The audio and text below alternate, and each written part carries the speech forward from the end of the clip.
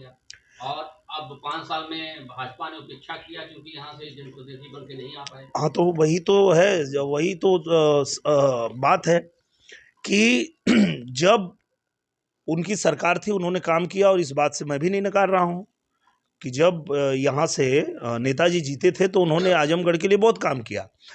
पर अब बात यह है कि आने वाले 50 सालों में उनकी सरकार नहीं आने वाली है, तो क्या करेंगे फिर? इसको पीछे ही लेके जाएंगे कि जिसकी सरकार है और जिसकी सरकार बन रही है और बनने वाली है और लगातार बनने वाली है उसके साथ जाएंगे? ये तो हमको सोचना पड़ेगा ना आजमगढ़ को, कि वो कह रहे हैं कि जब उनकी सरकार थी तो उन्होंने काम किया, ये हम भी मानते हैं कि उन्होंने काम किया, पर ना अब उनकी सरकार है ना आगे उनकी सरकार कभी आएगी, तब काम करेंगे कहाँ से? उनके साथ रह के आजमगढ़ करेगा क्या? सरकार पर भी तो आरोप है कि सरकार ने एकदम भूल गए आजमगढ़ जिले को ही। बिल्कुल नहीं, बिल्कुल नहीं। आजमगढ़ को जो भारतीय जनता पार्टी की सरकार है वो बिल्कुल नहीं भूली है।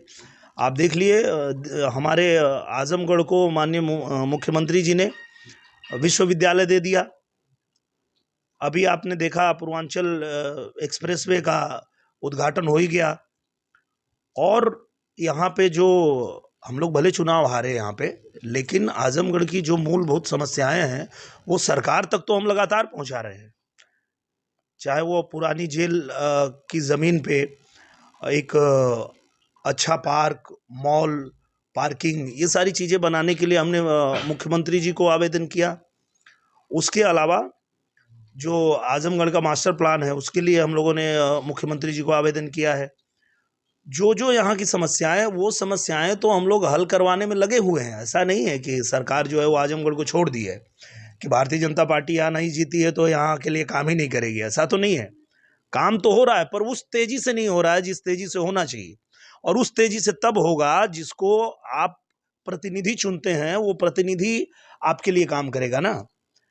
अब कहने का मतलब ये है कि जब मैं चुनाव लड़ रहा था तो उस समय भी लोग कह रहे थे कि वो बड़े नेता हैं, तब भी मैं ये बात कहता था कि तो बड़े नेता नहीं चाहिए, वो नेता चाहिए जो यहाँ पे रहे, यहाँ समझे यहाँ दिक्कत क्या है, परेशानी क्या है।